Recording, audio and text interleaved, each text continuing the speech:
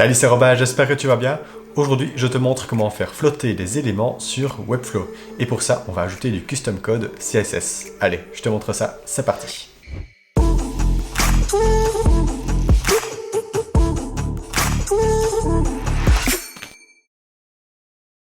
Ok, alors me voici sur Webflow et sur la page sur laquelle on va ajouter les éléments qui flottent. Et donc on va ajouter cet effet sur les images qui sont ici. Alors tu vois qu'il y a déjà une animation Webflow, mais ce n'est pas la même qu'on va utiliser pour le flottement. Ça c'est simplement une animation qui fait en sorte que les images pop quand on ouvre la page. Donc, voilà, c'est cette petite animation là. Et nous du coup on va en recréer une nouvelle pour les faire flotter. Alors pour ça, je vais donc ajouter un embed pour ajouter le custom code CSS. Je vais le mettre au-dessus, comme ça on pourra directement voir le rendu en direct. Et donc, puisqu'on rajoute du CSS, je vais mettre ma balise style.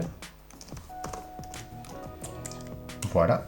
Ensuite, je vais créer une classe que je vais pouvoir réutiliser sur tous les éléments que je vais faire flotter. Donc, cette classe, je vais l'appeler simplement floating. Alors, pour créer une animation en CSS, on va simplement ajouter la propriété qui s'appelle animation. Donc, je l'ajoute. Ensuite, tu vas donner un nom à ton animation. Donc, dans mon cas, ça va être floating.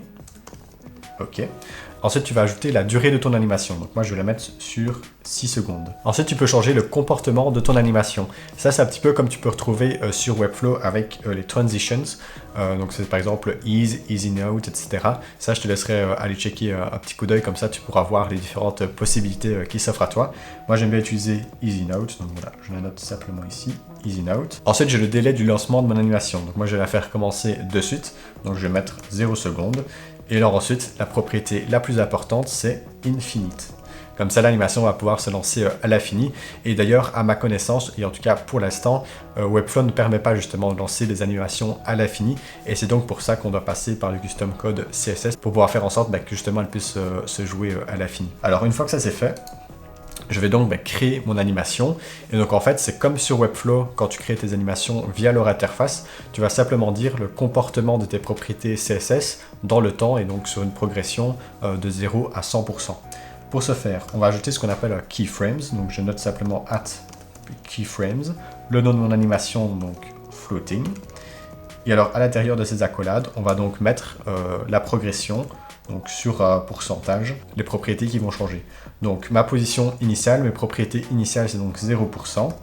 Et alors ce qu'on va faire, c'est que pour créer notre animation de flottement, on va simplement jouer sur l'axe des Y. Donc on va faire un translate Y et je vais simplement changer les valeurs des pixels.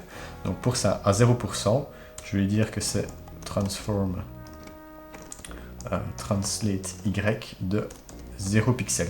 Donc ça, c'est ma position initiale.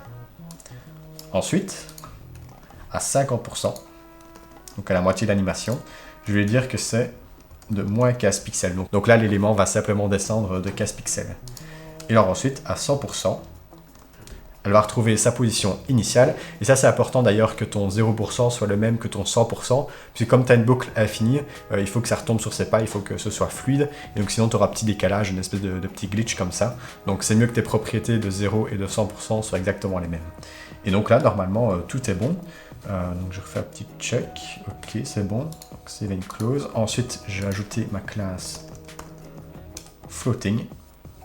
Et donc là, tu vois que j'ai bien mon élément qui monte et qui descend. Alors si tu veux ajouter des nouveaux flottements, donc par exemple avec des décalages différents et avec des délais de commencement différents, c'est super simple, tu as juste faire ici un copier-coller. Je vais par exemple le nommer floating 2. Alors je vais lui dire toujours 6 secondes, mais par exemple il y a un petit décalage, donc ça commence après 2 secondes. Et alors ici, je refais un copier-coller, clac, en changeant bien ici, puisque du coup je vais créer une nouvelle animation, donc ça va être mon floating 2, donc idem ici. Et alors je vais par exemple lui dire qu'il y a juste un décalage de 10 pixels. Donc si je fais save and close, et je l'applique par exemple à celui-ci, je vais faire floating 2. Voilà, donc là on attend 2 secondes. Et alors voilà, maintenant il bouge.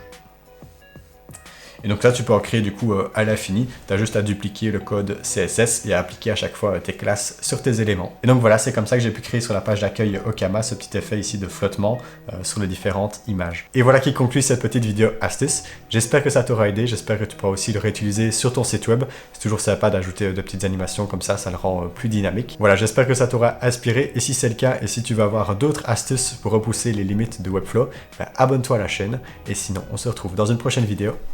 Salut!